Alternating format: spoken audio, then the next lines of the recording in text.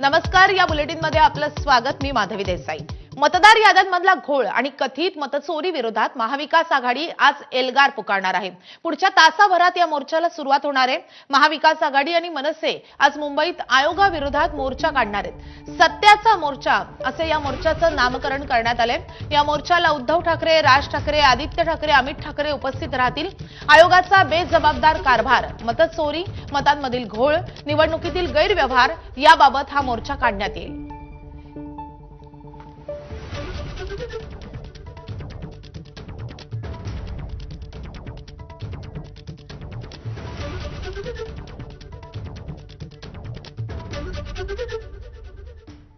तर या मोर्चा संदर्भात अधिक अपडेट देण्यासाठी आपले प्रतिनिधी थेट मोर्चा स्थळावरून आपल्यासोबत जोडले गेलेले आहेत. वेदांत नेप, त्यासोबतच अक्षय भाटकर, मिकी घई आणि अमोल मोरे आपल्यासोबत आहेत. सुरुवातीला आपण जाणार आहोत वेदांतकडे. वेदांत, तू नेमका कुठे आहेस? खरं तर राज ठाकरे वेस्ट एंड हॉटेलमध्ये पोहोचलेले आहेत. इतर नेते कधी पोहोचतायत आणि मोर्चाला कधी सुरुवात होतीये? राज ठाकरे मोर्चास्थळी कधी रवाना होत आहेत?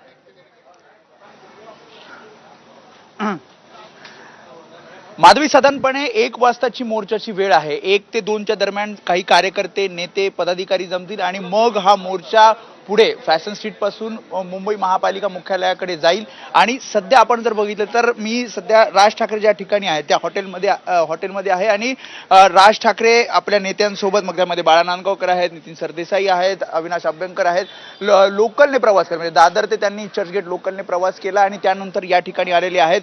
असं कळतंय की थोड्याच वेळात उद्धव ठाकरे सुद्धा इथे येतील आणि मग ठाकरे बंधू या मोर्चामध्ये सहभागी होतील. ज्या प्रकारे आवाहन केलं जाते की कार्यकर्त्यांना, पदाधिकाऱ्यांना तुम्ही गाड्या घेऊन येऊ नका, कारण वाहतूक कोंडीचा प्रश्न निर्माण होऊ शकतो आणि त्यामुळे अनेक जण हे लोकलने येत आहेत. स्वतः नेते आपण बघितले लोकलने येत आहेत आणि त्यामुळे एक साधारणपणे अर्ध्या पाऊण तासामध्ये राज ठाकरे या हॉटेलमधून निघतील आणि जवळच असलेल्या फॅशन स्ट्रीट पासून जिथे या सगळ्या मोर्चाला सुरुवात होणार आहे या मोर्चामध्ये सहभागी होतील. काँग्रेसकडनं बाळासाहेब थोरात, विजय वडेट्टीवार, त्यासोबतच राष्ट्रवादी काँग्रेसकडनं शरद पवार असणार आहेत, सुप्रिया सुळे.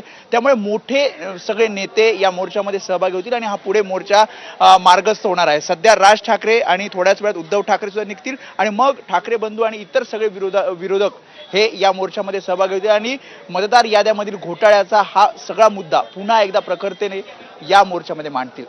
माधवी, वेदांत, तू आपल्यासोबत राहाच. आपण जाणार आहोत अक्षय भाटकरकडे. अक्षय मनसे कार्यकर्त्यांसोबत ट्रेनमधून येतोय. अक्षय, आता कार्यकर्ते रवाना होत आहेत. आपण अक्षयकडे जाणारच आहोत. त्यानंतर आपण जाणार आहोत मिकी घईकडे. मिकी, तू सध्या नेमका कुठे आहेस आणि तिथे मोर्चाची कशी तयारी करण्यात आली आहे?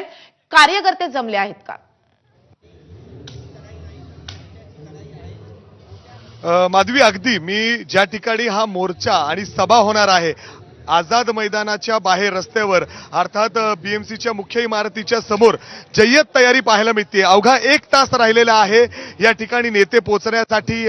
हा मोर्चा सुरू होईल आणि जय्यत तयारी मी दाखवतोय. जो बॅनर या ठिकाणी लावला जाणार आहे स्टेजवर, तो बॅनर या ठिकाणी आता तयार झालेला आहे आणि अवघ्या काही वेळात हे स्टेजवर देखील चढणार आहे. भगव्या रंगाचा हा मोठा बॅनर ज्याच्यावर सत्याचा मोर्चा असं लिहिण्यात आलेलं आहे आणि जर या मोर्चाला सुरुवात होतीये काही वेळातच आणि त्यासाठी मोठ्या संख्येने इथं कार्यकर्ते देखील पोहोचलेले आहेत. व्यवस्था जर आपण इथं बघितली तर रस्त्यावर दुतर्फा या ठिकाणी ध्वज लावण्यात आलेले आहेत, म्हणजे अर्थात पक्षाचे जे झेंडे आहेत आणि त्याचबरोबर बॅनर्स आहेत आणि स्टेज देखील पूर्णपणे आता तयार झालेला आहे.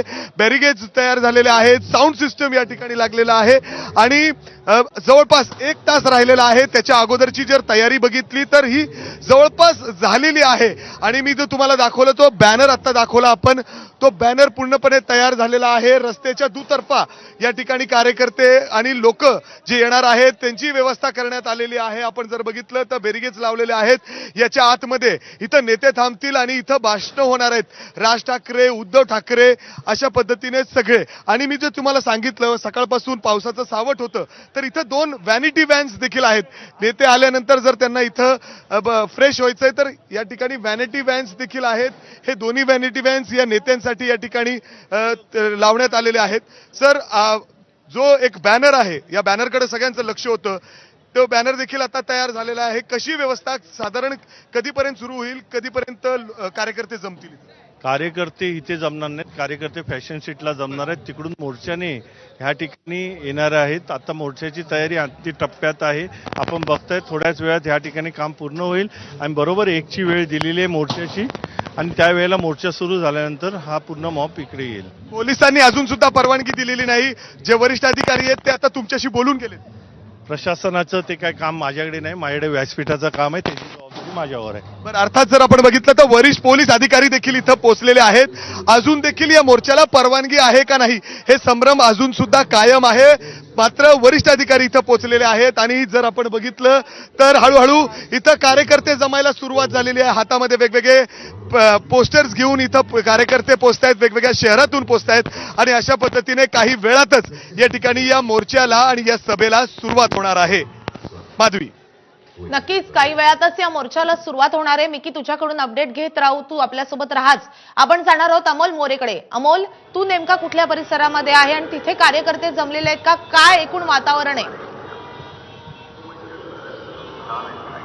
माधवी, आता मी तसं म्हटलं तर सेंटर पॉइंटला आहे. याचं कारण असं की वेदांत जिथून सुरुवात होणार आहे किंवा ज्या फॅशन स्ट्रीट पासून आहे किंवा राज ठाकरे थांबले तिकडे वेदांत आहे आणि जिथं या मोर्चाची सांगता किंवा भाषणं होणार आहेत नेत्यांची त्या ठिकाणी मिकी गाई आहे. आणि आता मी सध्या वासुदेव बळवंत फडके चौक, अर्थात ज्याला मेट्रो सिनेमाच्या जवळ देखील असं ओळखलं जातं, त्या मेट्रो सिनेमा किंवा फडके चौकात आहे. आणि तिथून जर आता आपण बघितलं तर एका बिल्डिंगवरून साधारणपणे हा मोर्चा जो येणार आहे तो आपल्याला दिसू शकतो. याचं कारण असं आहे की ज्या फॅशन स्ट्रीट पासून म्हणजे वेदांतने सांगितलं की ज्या FS पासून किंवा फॅशन स्ट्रीट पासून मोर्चा सुरुवात होईल त्यानंतर तो मोर्चा हळूहळू एकंदरीत वासुदेव बळवंत फडके या चौकापर्यंत येईल आणि त्यानंतर तो BMC ऑफिसकडे रवाना होईल. त्या चौकात आहे आणि इथं जर आपण बघितलं तर पोलिसांचा बंदोबस्त आहे.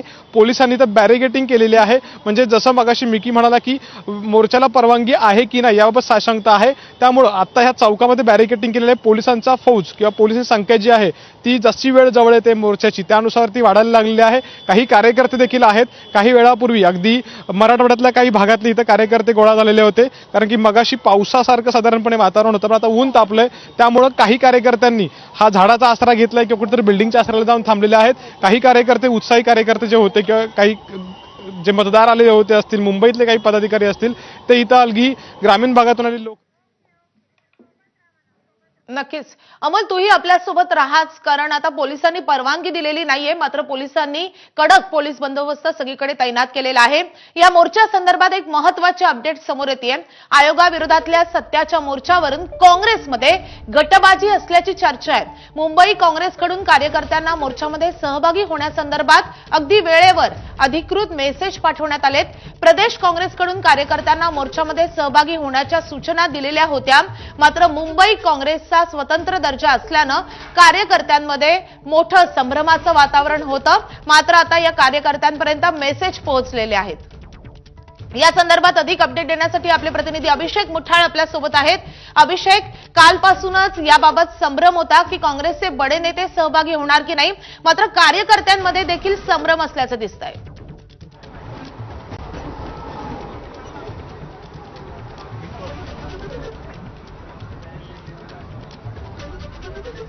बघितलं तर संभ्रम होता आणि अशात आता आपल्याला कुठेतरी गटबाजी देखील महाराष्ट्र काँग्रेस आणि मुंबई काँग्रेसमध्ये पाहायला मिळत आहे. यामध्ये प्रामुख्यानं पाहायचं तर मुंबई काँग्रेसचा स्वतंत्र दर्जा आहे. महाराष्ट्र काँग्रेसकडनं जरी कार्यकर्त्यांना मेसेज पाठवण्यात आलेले असले तरीही कार्यकर्त्यांची संख्या इथं मोठ्या प्रमाणात नाही आहे, जी मुंबई काँग्रेसची मोठ्या प्रमाणात आहे.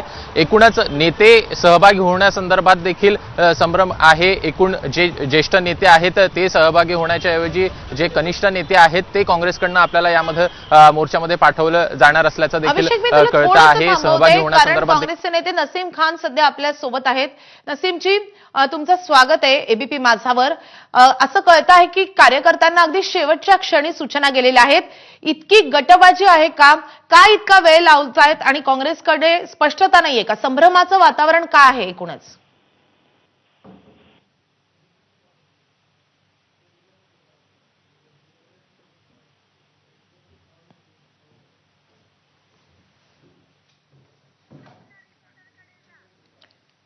नसीम खान यांच्याशी आपला संपर्क होऊ शकत नाही. आपण पुन्हा एकदा अभिषेककडे जाऊयात.